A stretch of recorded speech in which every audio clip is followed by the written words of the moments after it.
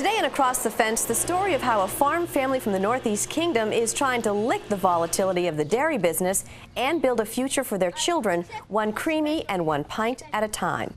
Good afternoon and thanks for joining us. I'm Judy Simpson. Farmers are a resourceful bunch, especially dairy farmers. With margins as thin as ever, dairy businesses have to find ways to level out the instability of the commodity milk prices. These farmers are innovators, but they can still use some expert help.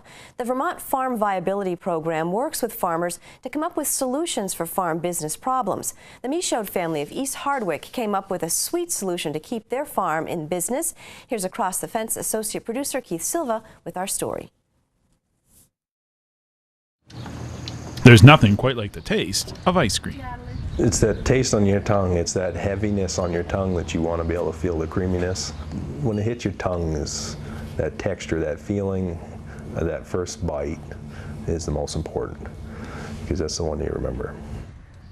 Better than eating ice cream is when you live across the street from where it's made, and your whole family works together. Kingdom Creamery in East Hardwick produces premium ice cream, soft serve mixes, and yogurt. The business is run by 3 generations of the Michaud family, and everyone helps out. We are selling our story. We have a farm family from Vermont, and we're working hard to make a quality product, and we are succeeding at that. When Jeremy Michaud and his brothers wanted to run the dairy farm that has been in their family since the early 1950s, the previous owner wasn't so sure it was the best idea. My father told me it was, you're foolish when I wanted to go into dairy farming. And I think he told all of us that. That's why we all got sent to college. It was the hope that we would find something different. But when it's kind of in your blood, it's hard to shake that. Hard work and determination are the foundation of every business, but good intentions don't pay the bills. When the price paid to farmers for their milk bottomed out in 2009, the Michauds knew they had to move with the times or else. The milk pricing system has got some flaws, some real flaws in it. It's not keeping pace with the cost of production. We're seeing our inputs skyrocket, be it fuel, be it feed, be it the price of labor, and all of those components. And, that milk check still comes and it's just, okay, where's the rest of it? It's like rubbing pennies together to make nickels. It just was impossible.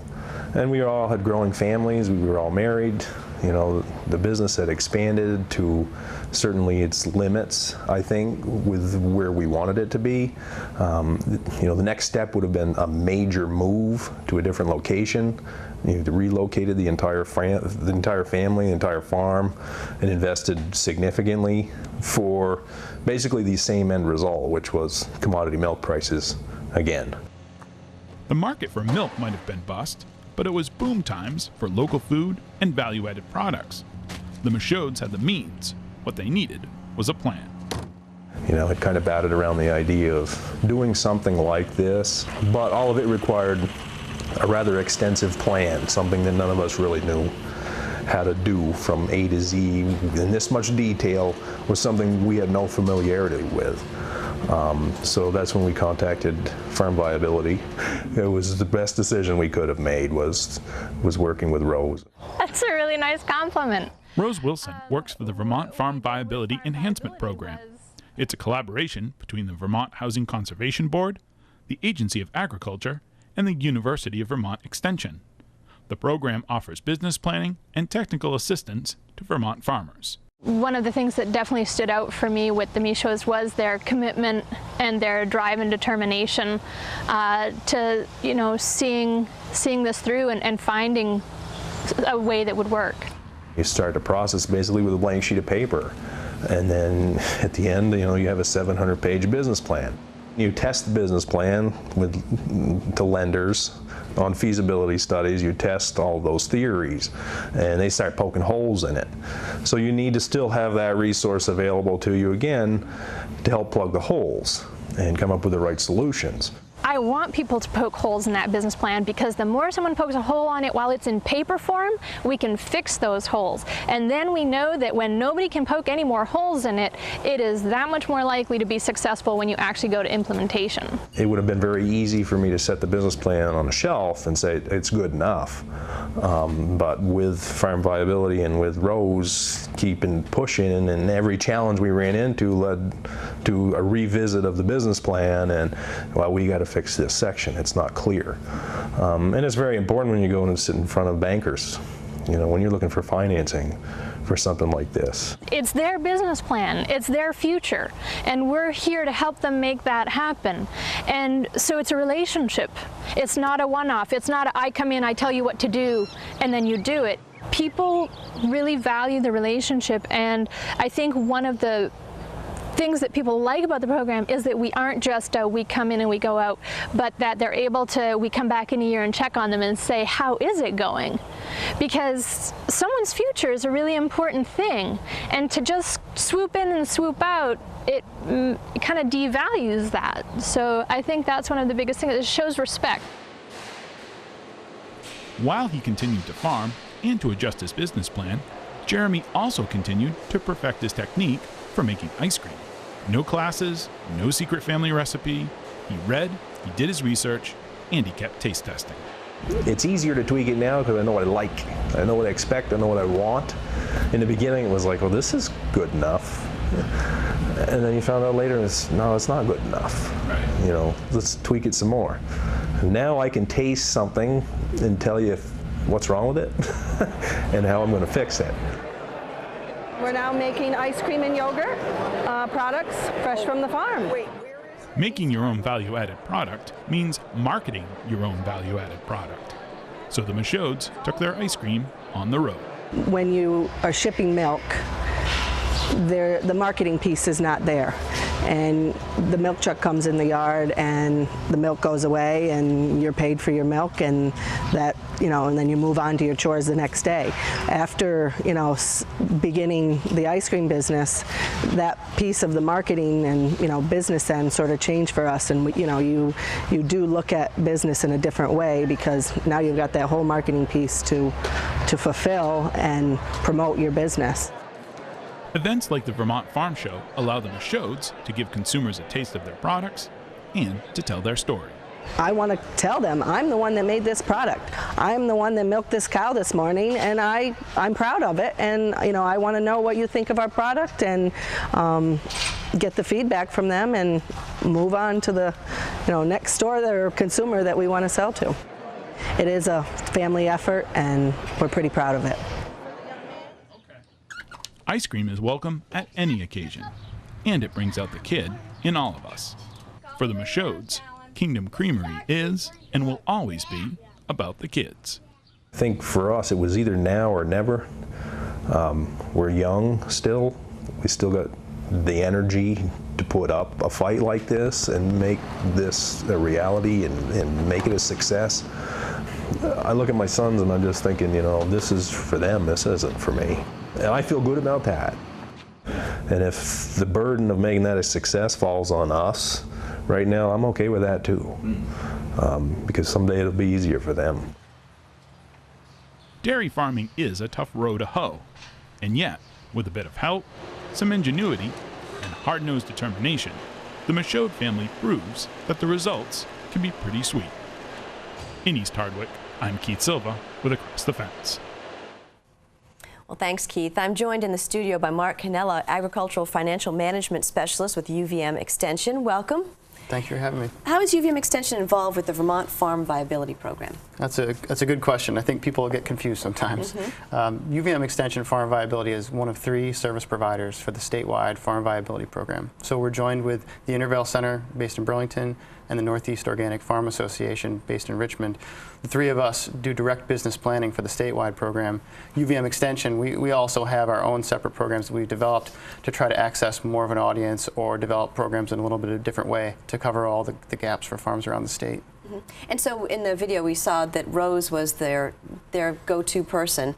And is that important to have that one central person who can find out more about your program and other programs to sort of be the intermediary? Yeah, definitely. I think Rose mentioned that. We talked about the business plan, but also about the relationship. And this business is a great example of a business that's been able to access a couple of different programs. They work with the state program, and we're able to work with Rose as an independent consultant several years back. When they were able to access another program through UVM Extension Farm Viability, we heard that. We had a relationship with Rose. We all were able to communicate. We were able to place Rose back there so she could see the continuity of that project from start to finish, and really know the managers well and know how they've grown throughout this process of starting a new business. How important is that personal knowledge of who these people are and what they need? It's huge. You know, I think that we, as farm business planners, we do a lot of finance stuff. My title's a financial management specialist, and people think, wow, you go out there and you actually get people to open up their books to you, the business books. You talk about the family finances. That's amazing, and it is. But it's really just part of it, because we're also there talking to individuals. We're talking to family members, their spouses at the table. There are grandparents that come in and out during meetings, and there's, like in that picture, there's grandchildren there.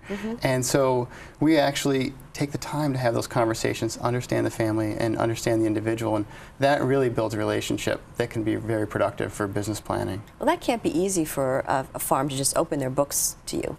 No, no, it's not.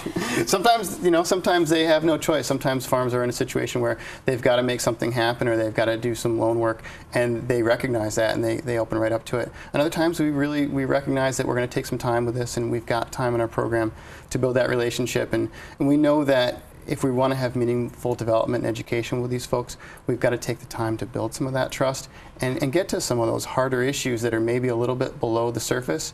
But our program luckily has the time and the resources and the people in the field that can take that time to do it. What are some of those issues, and what are some of the difficult conversations that you've had to have with some farmers? Yeah, sometimes it happens. Often the first couple of conversations aren't difficult. It's sort of like we're dating. Everyone's on their best behavior. We start off with really easy questions. We ask folks about their strengths, and people love to talk about their strengths. People love to give tours of their farm and show us their stuff and what they've done.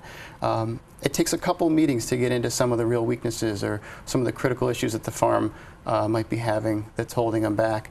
I can think of one that comes up quite a bit is labor. Everyone says they have an issue with labor, and we know that there are issues with labor shortages in the state, but farmers love to say, I can't find labor. And we'll take that at face value for a meeting or two, and then maybe by a third or fourth meeting we've seen some interactions with employees, or we've gotten to know this person's personality a little bit, and we can actually trust ourselves to ask that hard question and say, so Judy, what do you think about your own personal communication skills? How do you relate with your employees? Maybe it's not a labor problem, maybe it's a you problem. Yeah, and if the farm can come to that conclusion themselves, they can really move forward and make some growth. If we were to come in meeting one and tell them that, we often might not get invited back for the second meeting, and a program wouldn't be a success. After all, I mean, these farms contact you for help. I mean, they obviously know they've got to either do something different with what they're doing, add something else, and how do they get from where they are unstuck to being more successful? Yeah. And that's a big step, I think, for a lot of these folks. We've got innovative farmers that are definitely pulled up by the bootstraps kind of people that will get it done and get it done no matter how tough. And just making that first step to apply for a program and say, I might need some help on this. I don't have all the answers. That's a great entry point. And then from there, I think our staff and our consultants really do their job in bringing out the issues and in a way that people can learn from it. And also learn something new. Like in the video, we learned that this woman's like all of a sudden doing marketing. Yeah, right. Like she's got to go from the farm to standing in front of people and talking about what she does and selling her product. Yeah, and we have those discussions a lot. We talk about the skills that it takes to step into a new business, or the skills it takes to run the business a little differently.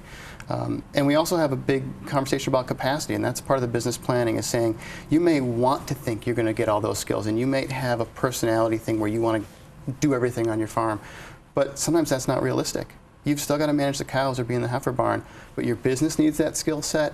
And so we can go through the business plan and talk about job descriptions and figure out what skills do you need to improve on, what skills do you need to hire somebody else to do. Or is there someone else on the farm that can do that? Yeah, exactly.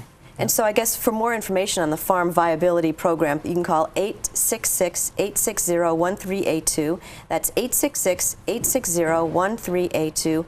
Or you can go to the website listed on the screen, uvm.edu/extension/agriculture. I want to thank you for joining us today. Obviously, a lot of difficult issues come up, but it's all about finding solutions. Finding solutions and having fun working with people. All right. Thanks so much. That's our program for today. I'm Judy Simpson. We'll see you again next time on Across the Fence. For a video copy of today's program, call toll-free 1-888-ATF-3430.